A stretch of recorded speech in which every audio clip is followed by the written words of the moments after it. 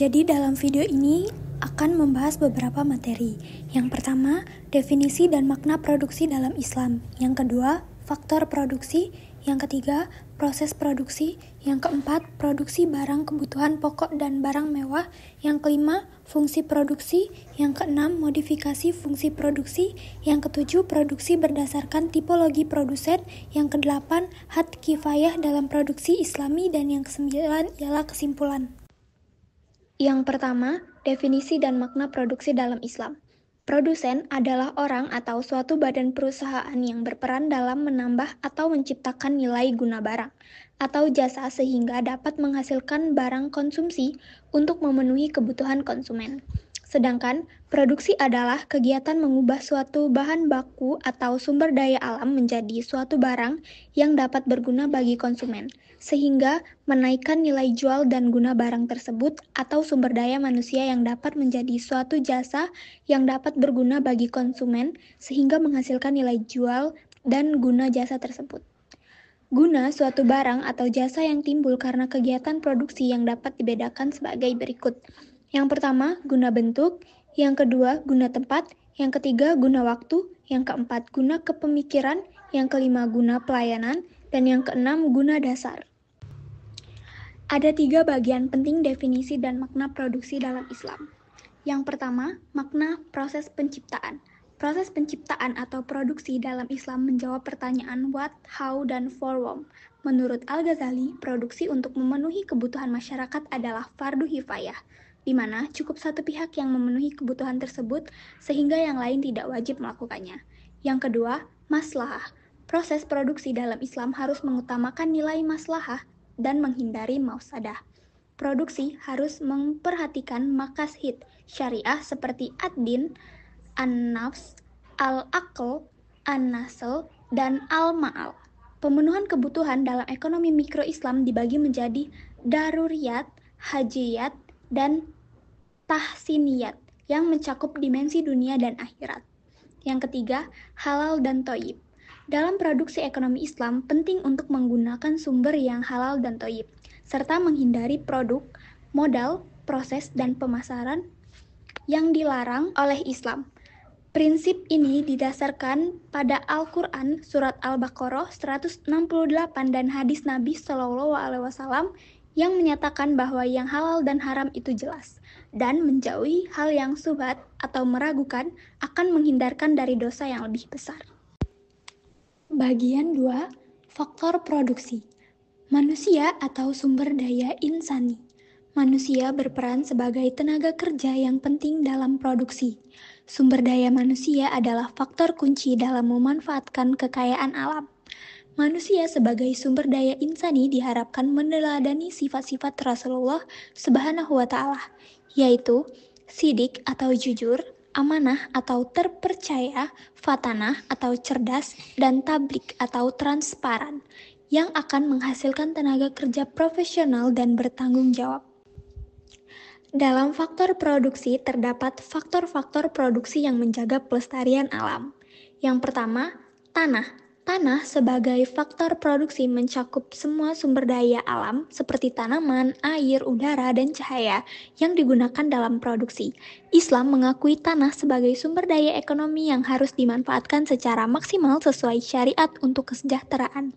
Yang kedua, modal. Beberapa prinsip Islam terkait modal sebagai faktor produksi meliputi larangan menimbun modal dan anjuran memutar harta yang tidak produktif.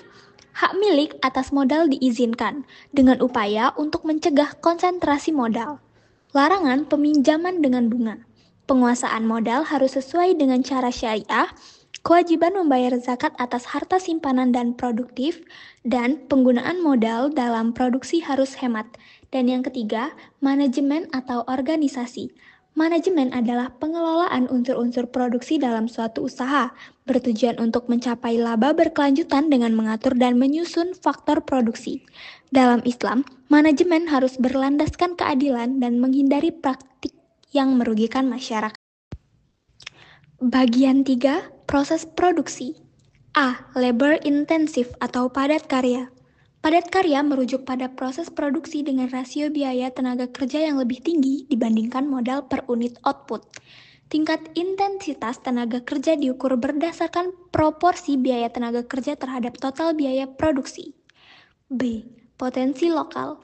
Pertumbuhan ekonomi dan prosesnya merupakan kunci bagi pembangunan ekonomi daerah. Keberhasilan perekonomian ditandai dengan peningkatan kegiatan ekonomi yang menghasilkan lebih banyak barang dan jasa.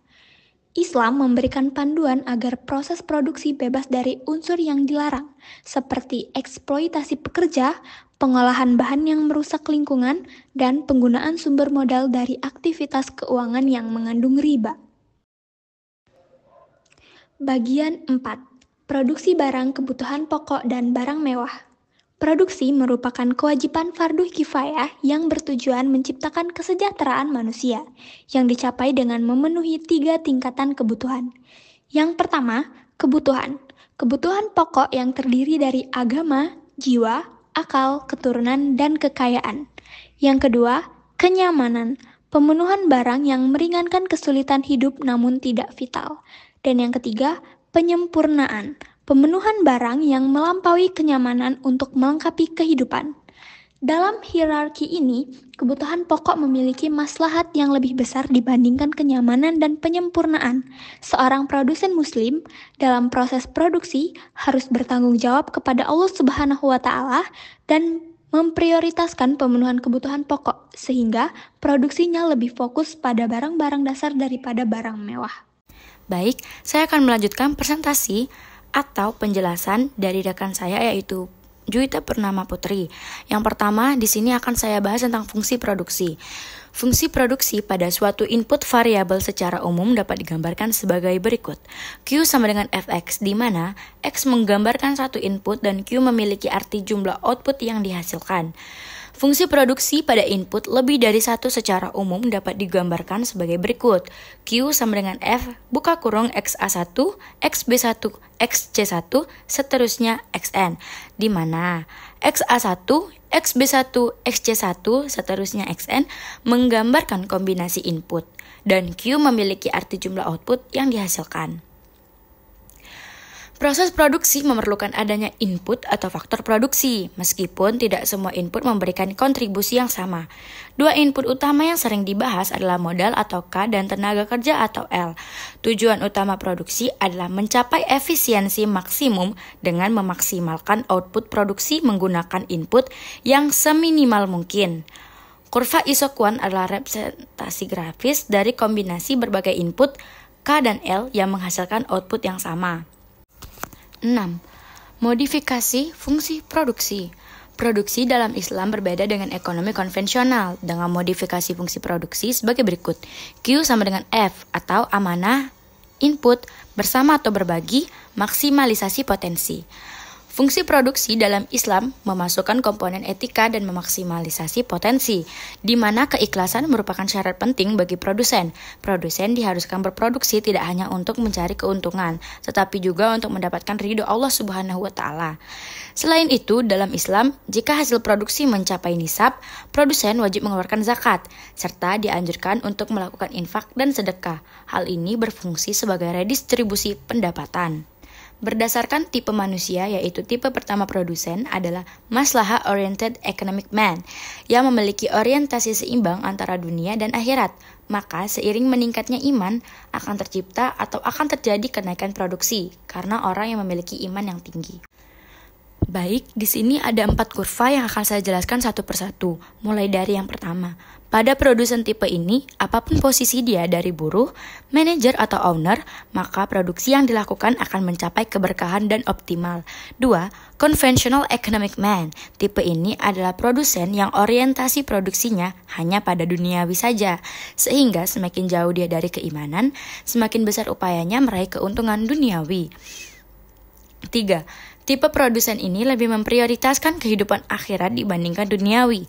Mereka cenderung puas dengan kondisi yang ada dan tidak terlalu berambisi untuk mengembangkan usahanya. Dan yang terakhir, tipe produsen apathic man adalah individu yang sangat pasif dalam kegiatan produksi. Mereka tidak memiliki semangat atau motivasi, baik itu dari segi agama, ghirah keimanan, maupun duniawi, dan juga tidak memiliki kemampuan atau kemauan untuk melakukan aktivitas produksi. Materi terakhir yang akan saya bahas adalah had kifayah dalam produksi Islami. Produksi dalam ekonomi Islam bertujuan untuk memenuhi kebutuhan seluruh umat manusia, bukan hanya individu, dengan konsep had kifayah sebagai ukuran standar kebutuhan pokok. Secara bahasa, kifayah berarti mencukupi keperluan hidup tanpa bantuan orang lain. Menurut Ibnu Abidin, had kifayah adalah batas minimum untuk menjauhkan manusia dari kesulitan hidup. Sementara, Imam Nawawi menekankan pada kecukupan.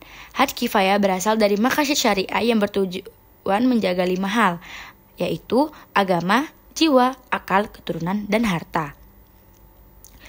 Dalam produksi Islami, setiap barang dan jasa harus memenuhi dimensi had kifayah untuk keberlangsungan hidup umat manusia.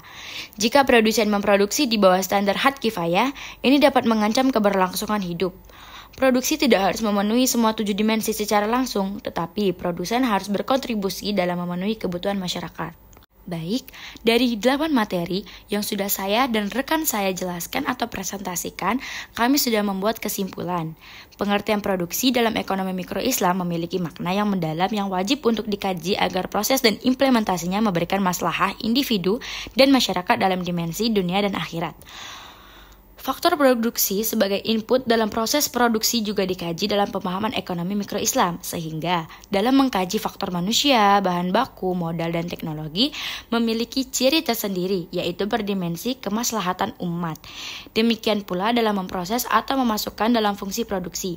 Tipe pelaku ekonomi mikro dalam tinjauan ekonomi mikro Islam menjadi capaian output atau total produksi. Berbeda bergantung pada tipe pelaku ekonominya, yaitu maslahah Oriented Economic Man, Conventional Economic Man, Ascetic Man, dan Apathetic Man. Baik, itu saja yang bisa saya dan juga rekan saya jelaskan. Semoga bisa menjadi ilmu yang bermanfaat. Terima kasih dan maaf jika ada kesalahan kata. Wabillahi taufiq wal hidayah. Wassalamualaikum warahmatullahi wabarakatuh.